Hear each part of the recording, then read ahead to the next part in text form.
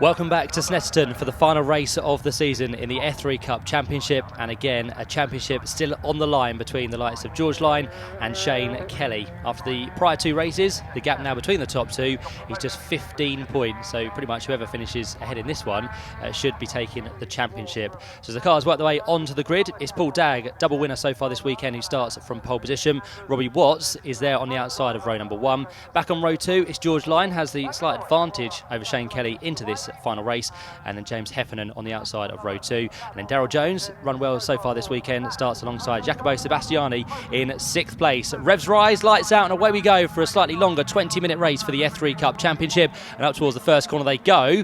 Poleman, Paul Dagg, not the best of the starts, unfortunately. So Robbie Watts is going to charge into the first corner first, and Paul Dagg has pretty much been mugged there. Everyone else goes round the outside of him. He's going to drop down to possibly fourth place, but it's Robbie Watts who emerges as the leader. George Line, not what you want to be doing as the championship leader, runs slightly deep in towards the Wilson's hairpin, but he's managed to get the car back on track and roughly in the same place it was when he turned in towards the hairpin there. So he rejoined in fourth, just ahead of James Heffernan, and more importantly, still ahead of Shane Kelly in car number 11. As kicking up the dust there was number 15, Wade Eastwood, just getting slightly wide on the exit of Palmer as the front runners turn their way through Agostini for the first time of Askim. You've got the likes of Shane Kelly in there with Jacopo Sebastiani. In turn now just behind the number 73 car of Daryl Jones by the looks of it, as they turn their way in towards Oggies for the first time of Askim.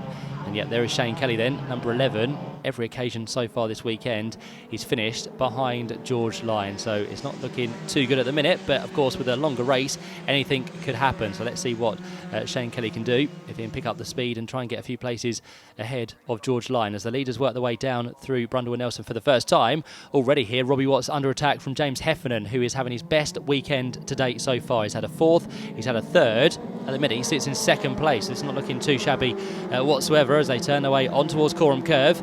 Third place is still that of Paul Dagg after his slow start. And then fourth place for George Line. There he is, car number 10, works his way down towards Murray's, and just off the tail of these four is the number 73 car of Daryl Jones, who just resides ahead of Shane Kelly in car number 11. So up towards the completion of lap number one, all the pit boards being hung out there just to indicate to the drivers where they are, what they need to do, and what the gaps may be between them and their closest challengers. So in towards Ritchie's they go. On to the second lap of the race now. Robbie Watts even further under attack there from James Heffernan. The gap was just half a second between those two drivers out front. Jacopo Sebastiani not too far adrift either, having a good race there in 7th place. And in fact the top 7 now have broken away because they've left behind the likes of number 15 Wade Eastwood, who in fact now has been passed by already on this lap, number 13 Tony Bishop. So he's working his way through the order, a man who failed to finish race number 2 after a double spin, and one of those being on the last lap, so he dropped himself down as a non-finisher.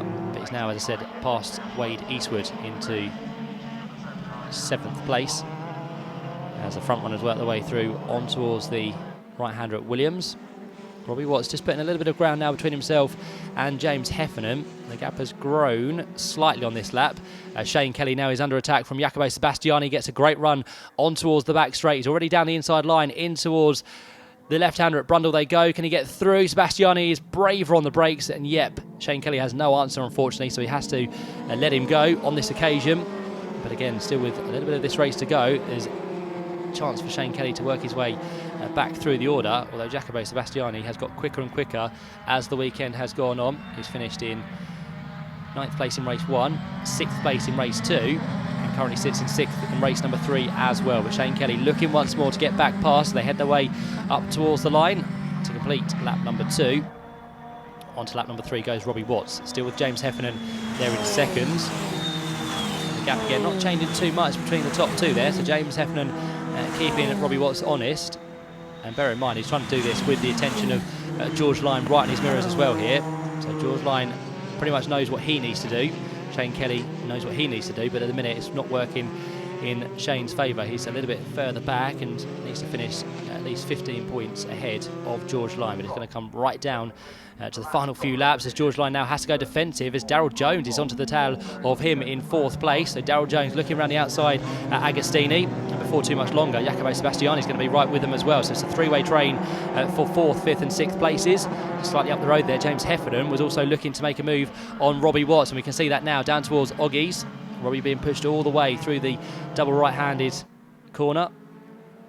And then on towards the back straight they go once more. Paul Dagg is keeping with them as well. So we're just starting to bunch off now, 2 separate groups of 3, whereas this man is being left all on his own in 7th place. And to be fair behind, Tony Bishop is starting to catch as well. So Shane Kelly is not yet cement in 7th position, with a very quick Tony Bishop onto his tail as well before too much longer.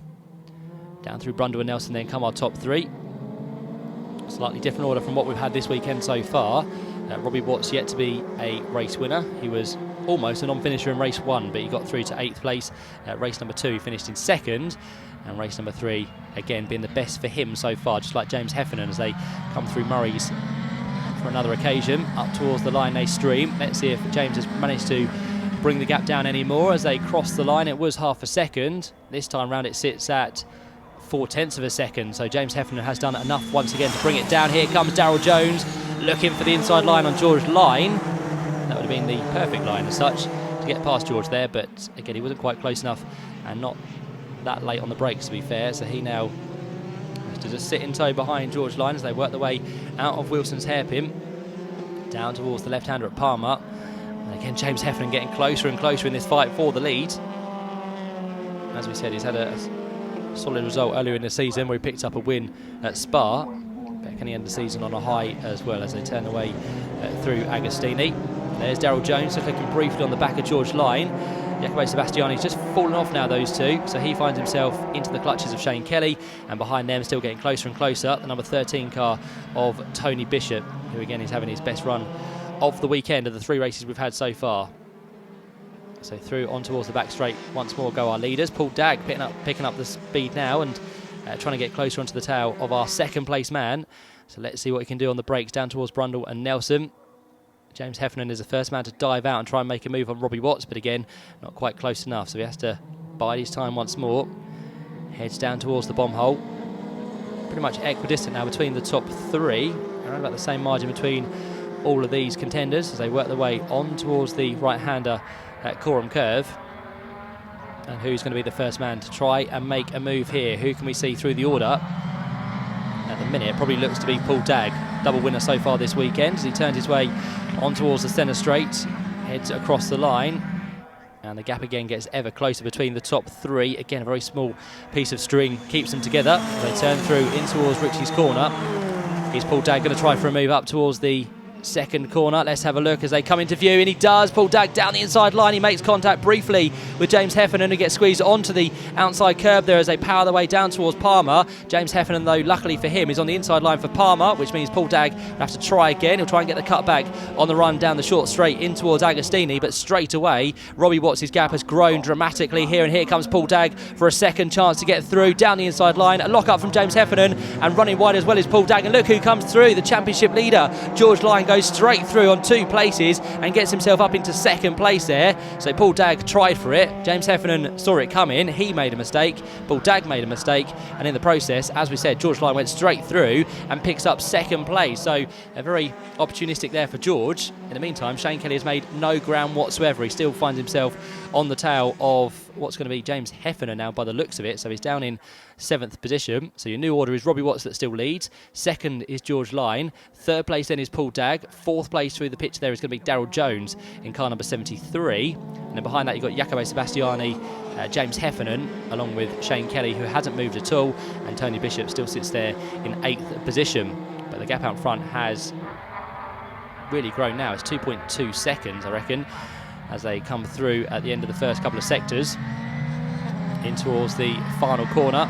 Up towards the line they turn once more. The gap between 2nd and 3rd, though, is not much at all by the looks of it, and 3rd to 4th is also very, very close as well.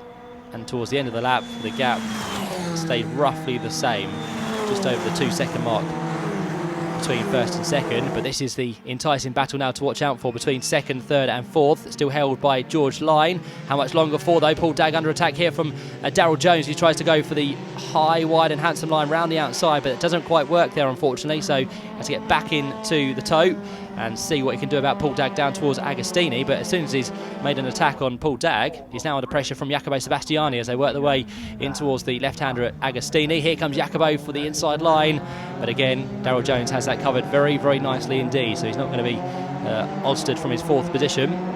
Daryl Jones so far this weekend has finished in the top 5 on both occasions, so he's looking pretty strong for another top 5 performance, although Jacopo is looking pretty racy. You've got also in there as well the recovering James Heffernan. He's trying to get himself into the mix as well as they turn their way on towards the back straight. Watch out for Shane Kelly in car number 11, and also the number 13 car of Tony Bishop as well, all line astern as they work their way down the Bentley straight. Here comes Tony, thinking about a move, but gets back into line, and in the end he was a little bit distant in 8th place. So on towards the final corner at the bomb hole they now go. Still no change amongst the front runners. And what is Robbie Watts doing out front? Is he being caught, or is the gap starting to grow with George Line still having to defend from Paul Dagg as they work their way in towards Murray's, the VS racing machine there of Paul, joining us for the first time this weekend in the F3 Cup Championship. And he's been a little bit of a breath of fresh air, to be fair, because he's taken 2 wins. And probably that's not what everyone was expecting, but Paul Dagg has come charging out of the blocks. But can he make it a hat-trick? At the minute, it looks very unlikely because Robbie Watts is doing a nice job. Now leads by 2.6 seconds across the line.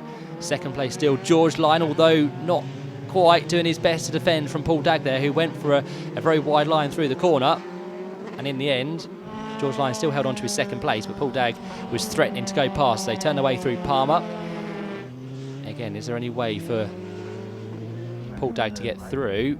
He briefly thinks about it, but doesn't make head nor tail of going through there. So on his merry way he goes once more, turns down towards Hamilton. Behind still is Daryl Jones in 4th place, Jacopo Sebastiani inside the top 5, and on the coattails of them, the car of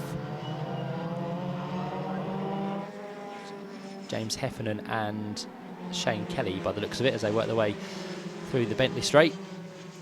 Again, Paul Dagg thinks about getting closer to George Line, but it's all about who defends the best and who keeps their line as neat as possible. Paul Dagg goes for a very long chance to get through on the inside at Brundle. He left that to the last possible moment, and George Line, no way, he wanted to let him through there. He took him right towards the perimeter of the track, and in doing so, it's meant that Paul Dagg has now fallen back by a good 3 or 4 car lengths from George Line. Gives him some breathing space as they turn their way in towards Coram Curve. Paul Dagg wasn't going to be pounced on though by Daryl Jones because he wasn't quite close enough there, so the gap stays around about the same between 3rd and 4th. Here comes our 6th place fight between James Heffernan and Shane Kelly. They work their way on towards the centre straight as we have now just ticked over half race distance, just over 7 minutes of the race now to go, so it should be, I reckon, 4 or so laps to squeeze into this race. Goes Shane Kelly through, he gets a very tight line through Ritchie's, which should set him up nicely for the run on the inside in towards Wilson's. Let's see if Daryl Jones appears in front. In fact, Shane Kelly is the man who appears in front, and the man who drops down there is James Heffernan. Very similar liveried cars, but James Heffernan is the man who loses out on this occasion. Daryl Jones, of course, just up the road ahead of these 2 fighting Formula 3 cars. Here comes our leaders once more. Oh, and Tony Bishop, I think, pretty much off in the same place he was in race number 2. Yeah, just on the exit of Wilson's hairpin. So he possibly could be into retirement once again, unless he can get that car fired back up once more. We'll have to wait and see if Tony does rejoin the race. But it's this intriguing battle that continues then between the 4 or so cars just outside the top 3 places. Jacopo Sebastiani, there you can see as well James Heffernan, Shane Kelly, the man challenging for the championship, but starting to fall further adrift now after the 2 previous races this weekend. It's George Line who is looking likely, but to take it down to the final race of the year is very, very entertaining. It's a championship that has been fought from the early stages, way back at Donington Park at the early stage of April.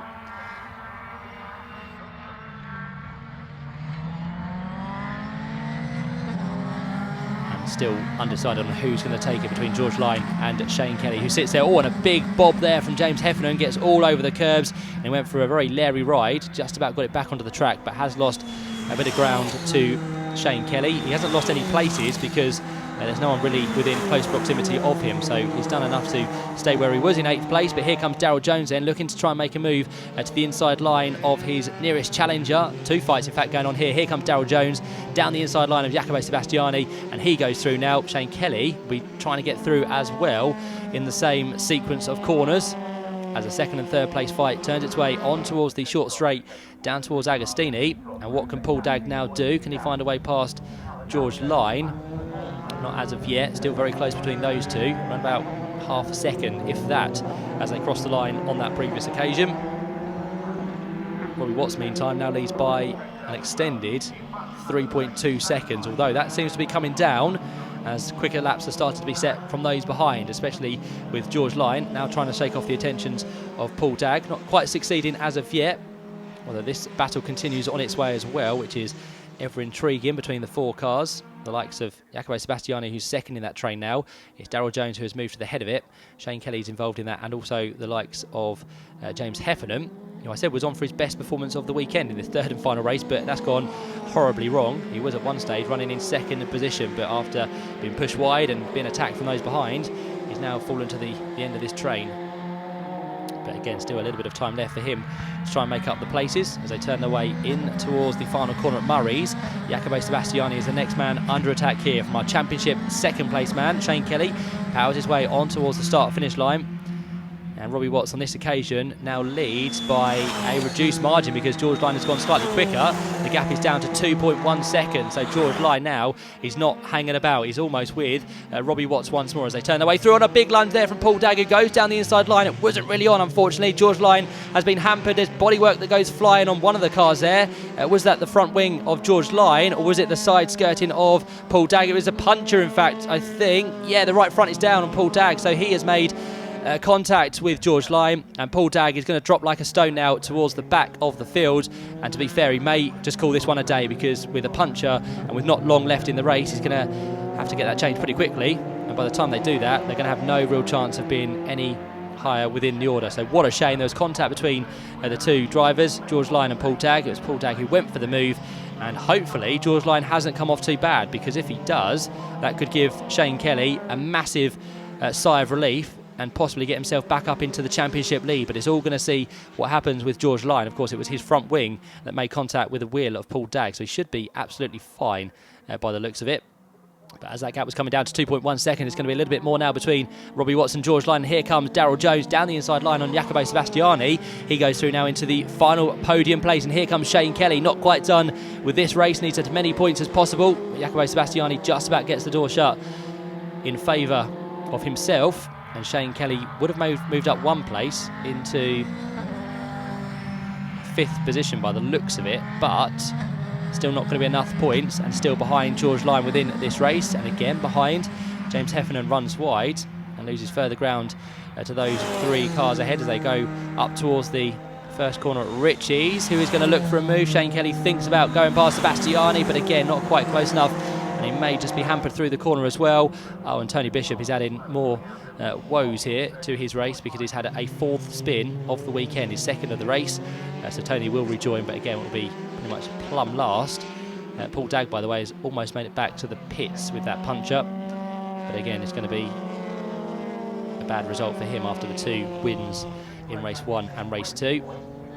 Gap out in the front between Robbie Watts and George Line did extend, as you would have expected after the move there from Paul Dagg. It went out to 4.4 seconds. So Robbie Watts looking good, and in fact here is the confirmation of Paul Dagg working his way back into the pits, and we'll see if he get that tyre changed or if he'll call it a day with just a couple of laps now to go. On through the right-hander at Oggies goes our fight for 4th. Jacopo Sebastiani, Shane Kelly there in car number 11, and then just behind them still is the James Heffernan car, who continues to make mistakes, unfortunately. He's been over the exit curb of Murray's a couple of times, which has just put pay to his progress in this race, but again with a few laps still to go, he may just be able to do something about those ahead as they work their way through. George Line has just dropped off the pace somewhat here. He's being caught by Daryl Jones, who was not quite content with finishing in third place. He wants to get a little bit higher on this podium, and would he be able to do it before we head into the last few laps? Well, let's have a look and wait and see. There is, in fact, number 99, Paul Dagg, back on his way, so he's managed to rejoin the track a lap down pretty much. But he will be classified as a finisher. As onto the last lap goes Robbie Watts, car number 7. He's looking for his first win of the weekend. He's going to do it by a good 5 seconds by the looks of it. That's what the gap was that last time round. George Lyon will push on his final tour of the 300 circuit, but has he done enough? Or is it going to go the way of Shane Kelly? As of yet, we're not too sure which way it's going to go, but Shane Kelly, whatever he needs to do, just push towards the end, because it's not over until the checker flag is waved. So down towards Agostini for the final time, and if you get moves like this in front of you, it could all help your cause a little bit further, to be fair. So Jacopo Sebastiani looking on the back of Daryl Jones, trying to get his way through onto the podium. And of course, for Jacopo Sebastiani, that would be his first one of the weekend after a top 5 finish, or in fact a top 6 finish in race number 2. He's going to get his best performance of the weekend here in race number 3, as the line of Formula 3 cars work their way on towards the back straight for the last time of asking, and the last lap to be completed this year in the F3 Cup Championship. There goes Robbie Watts in a very commanding lead for now as he turns his way through Brundle and Nelson. George Lyon still not that secure in second. Daryl Jones will give it one last try, I'm sure, down towards Murray's corner. I think the positions behind should now pretty much be settled between Jacopo Sebastiani, Shane Kelly, and also in there as well James Heffernan, as Robbie Watts comes now down in towards the left-hander at Murray's. He powers his way towards the line, and it's going to be a first win of the weekend for Robbie Watts. And then in the last race of the season, he'll take a very healthy win. As Robbie Watts crosses the line in the final F3 Cup Championship race, he takes the spoils in the end ahead of George Lyon, who crossed 3 seconds adrift there of Robbie Watts. Third place goes the way of Daryl Jones. Again, for him, that will be his best performance of the weekend, his first podium of the weekend here at Snetterton. Fourth place will go to Jacopo Sebastiani, and Shane Kelly finishes in 5th place. But which way is the championship going? That's what we all want to know. 6th place across the line was James Heffernan after a cracking start, but in the end he dropped himself down into 6th. Stuart Wiltshire comes through in 7th place, and there you can see Robbie Watts being congratulated by Daryl Jones, who finishes on the podium as well. So Robbie Watts, George Lyon and Daryl Jones are top 3. Jacopo Sebastiani comes through in 4th place, just ahead of Shane Kelly. James Heffernan, Stuart Wiltshire, Mark Harrison, Malcolm Scott and Paul Dagg did make it back out onto circuit after his puncher and a pit stop to finish inside the top 10. So great racing as ever here at Snetterton, but what has happened with the championship? That's what we want to find out, and I think Alan Hyde has managed to find George Lyon down there in the Parc Fermé area. Second, I'm not sure whether we did win it in the end, but right, we reckon you did, but we're by no means official. But you need to get some kind of official confirmation now. Who are you going to go to for that? Team, officials? What are you going to do next? I think my girlfriend Faye's very good with her maths, so I think I'll go. She'll be her first port of call. Right, where is she? Faye? She over here. So what? So you're good at maths, he says. No, I'm not, she says. so we don't know the answer yet. No, she's very confident, but right. Okay, but this is quite an important thing to not get right, isn't it? So you've done the right decision. Okay, we will get official confirmation, but at the moment we reckon that he has secured the championship, maybe by 1 point, maybe by more than 1 point. We shall get the result of the official confirmation. They're working it out now inside the office to be sure, double sure and triple sure. After all the numbers have been crunched, it is confirmed that George Lyon is the champion for this year by just 1 single point over Shane Kelly. So he'll be a delighted man as he works his way onto the podium. He'll try and take the top step, but it doesn't quite belong to him in race number 3. That goes to Robbie Watts, of course, who jumps to the top. In terms of the Sunoco Weekend driver of the day, that goes to the like of George Lyon as well. So he picks up another award for this weekend. So he'll be a very happy man leaving Snetterton this weekend, and they are the team champions as well for CF Racing. They received that accolade, and David Scott will be the man who delivers the big board to George Lyon as our 2016 F3 Cup champion here to round out the season at Snetterton.